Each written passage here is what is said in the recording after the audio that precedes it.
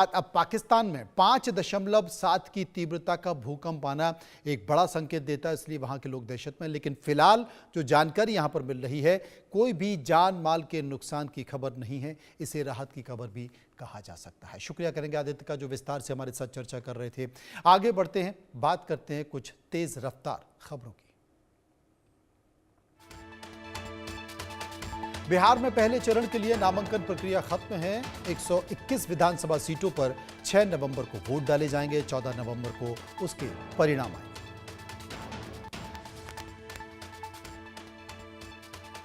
बिहार के गया जी से बीजेपी प्रत्याशी प्रेम कुमार ने पर्चा भरा है। मध्य प्रदेश के मुख्यमंत्री डॉक्टर मोहन यादव मौजूद रहे। मोहन यादव ने बधाई दी है और एनडीए की जीत का दावा भी किया है।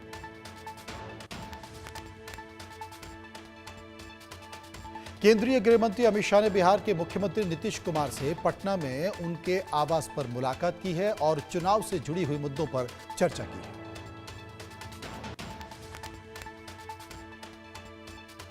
चुनाव को लेकर अमित शाह और नीतीश कुमार के बीच चर्चा हुई है। सम्राट चौधरी, दिलीप जायसवाल इस बैठक में मौजूद रहे।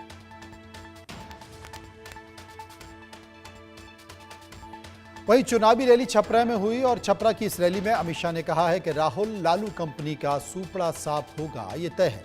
हम सबसे बड़े बहुमत के साथ सरकार बनाने जा रहे हैं। एनडीए में मुख्यमंत्री चेहरे को लेकर अब पेच फंस गया है। बिहार की सियासत पर अमित शाह ने कहा है कि चुनाव के बाद गठबंधन तय करेगा कि मुख्यमंत्री कौन होगा। महागठबंधन में वीआईपी के मुखिया मुकेश सहनी की नाराजगी दूर हो गई है और उम्मीद ये की जा रही है कि 15 सीटों पर सहमति बन गई है। बहुत जल्दी इसकी घोषणा हो सकती है।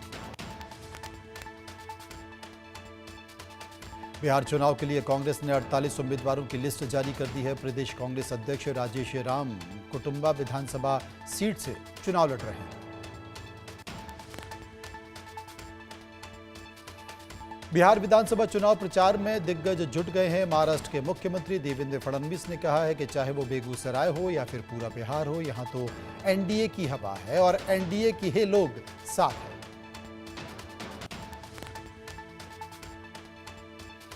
बिहार के सीवान में उत्तराखंड के मुख्यमंत्री पुष्कर सिंह धामी ने रोड शो किया है। यूपी के डिप्टी सीएम केशव प्रसाद मौर्य भी इस दौरान मौजूद रहे। रोड शो में भारी भीड़ दिखाई दी। उत्तराखंड के मुख्यमंत्री पुष्कर सिंह धामी ने कांग्रेस पर निशाना साधा है। कहा है कि कांग्रेस के समय में केवल गरीबी हटाओ के नारे दिए जाते थे, लेकिन आज मोदी सरकार में गरीबों के लिए काम किया जा रहा है। केंद्रीय मंत्री राजीव रंजन सिंह ने महागठबंधन में सीट शेयरिंग पर कहा है कि वे एक दूसरे के साथ ठगी कर रहे हैं। बीजेपी सांसद शंभू सरन ने जीत का दावा किया है। विपक्ष पर निशाना साधते हुए कहा है कि महागठबंधन को सब सीट बेचनी है, कोई बोली लगाने वाला मिल ही नहीं रहा। बीजेपी सांसद मनोज तिवारी का महागठबंधन पर वार। यहां एक दूसरे के लिए लगातार दिन नहीं मिलते, सीटों के बंटवारे पर लड़ रहे हैं। जेडीयू के राष्ट्रीय कार्यकारी अध्यक्ष संजय झा ने महागठबंधन पर कहा है कि तमाम सारी परिस्थितियों के बीच एनडीए ने एकजुट होकर अपनी संख्या की घोषणा की है, लेकिन महागठबंधन इससे अभी तक दूर है।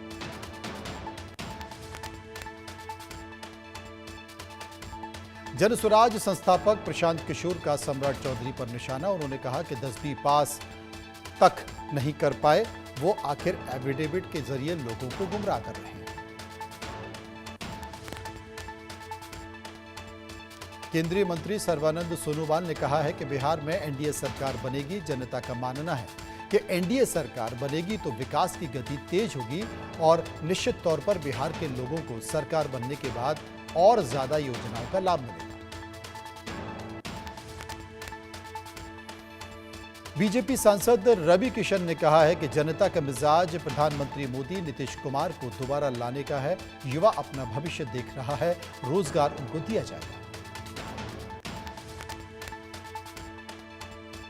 गोवा के मुख्यमंत्री प्रमोद सावंत ने भी बिहार चुनाव जीतने का दावा किया है। वो कहते हैं कि एनडीए में युवा कार्यकर्ता और लोगों को टिकट मिलता है। महागठबंधन में पहले से उनके पास ठेकेदार हैं, उन्हें ही टिकट बेच दी जाती है, जनता से उनका कोई लेना देना नहीं है।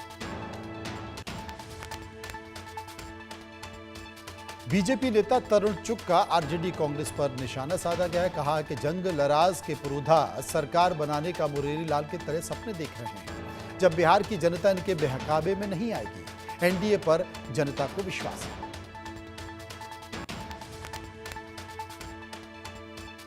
बिहार चुनाव पर भूपेश बघेल का बयान आया है। वो कहते हैं कि महागठबंधन में सब कुछ बढ़िया चल रहा है, नाराज तो नीतीश कुमार चल रहे हैं और वो नाराजगी सार्वजनिक तौर पर दिखाई दे रही है। बिहार में महागठबंधन की सरकार बन रही है।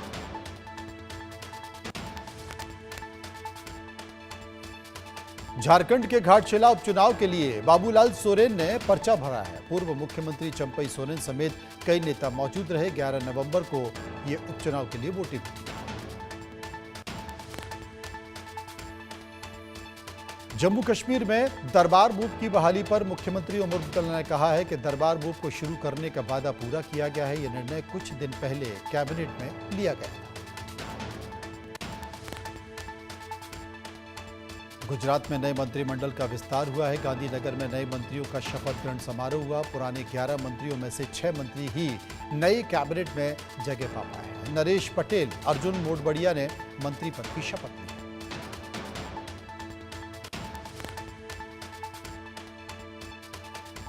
हर्ष संघवी ने गुजरात के उप मुख्यमंत्री पद की शपथ ली है। लगातार 3 बार के विधायक रहे हैं हर्ष संघवी।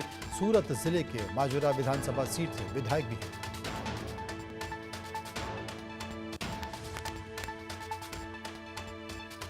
भारत की हवाई शक्ति को एक नई ताकत मिली है। वायुसेना को मिला है स्वदेशी तेजस। नासिक में तेजस MK-1 ने पहली उड़ान भरी है। इस दौरान देश के रक्षा मंत्री राजनाथ सिंह भी मौजूद रहे।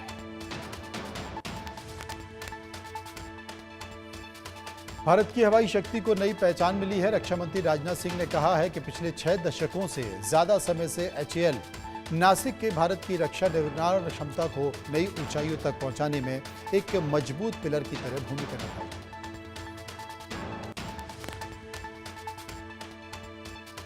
छत्तीसगढ़ में 208 नक्सलियों का सरेंडर हुआ है। मुख्यमंत्री विष्णुदेव साय के सामने यह सरेंडर किया गया है।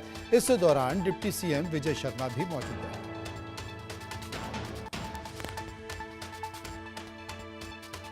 दिल्ली में विदेश मंत्री S जयशंकर ने मिस्र के विदेश मंत्री बद्र अब्देलती से मुलाकात की है। दोनों देशों के कई अहम मुद्दों पर चर्चा भी हुई है।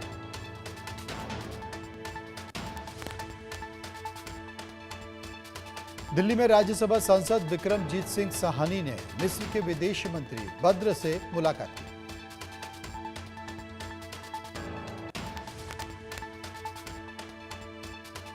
अयोध्या में भव्य दीपोत्सव की बड़ी तैयारी है। 28 साल से ज्यादा दीपों से जगमगाती राम की पौड़ी और 56 घाटों पर जगमगाएंगे 28 लाख से ज्यादा दीप।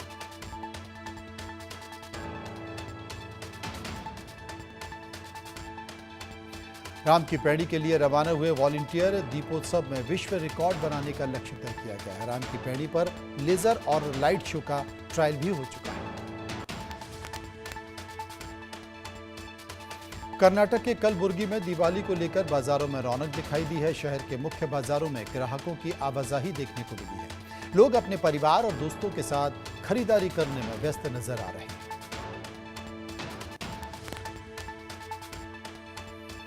दिवाली से पहले सजे कृष्ण नगरी के बाजार, खरीदारों के लिए बाजार में लोगों की भीड़ देखी गई। दुकानों पर मिठाई, सजावटी सामान, दिए, कपड़े और उपहार खरीदने के लिए भारी संख्या में लोग पहुंचे हैं।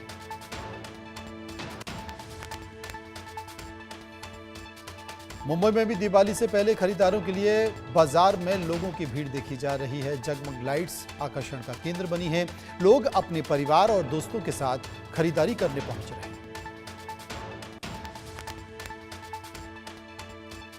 दक्षिण अमेरिकी देश पेरू में जेन जी का प्रदर्शन जारी है। कल के हिंसक प्रदर्शन के बाद एक युवा की मौत हुई थी। 100 से ज्यादा लोग घायल हुए थे। 80 पुलिसकर्मी और 10 पत्रकार भी इनमें शामिल हैं।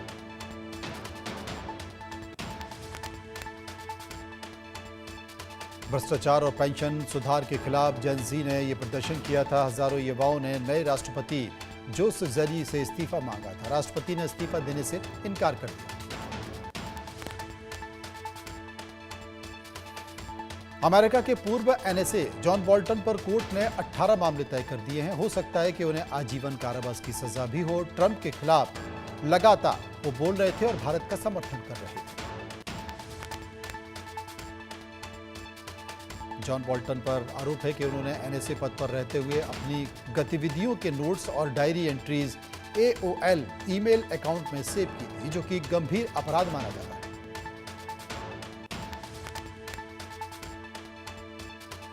पाकिस्तान में आर्मी कैंप पर एक सुसाइड अटैक किया गया है। 7 पाक सैनिकों की मौत हो गई है, 13 लोग घायल बताए जा रहे हैं।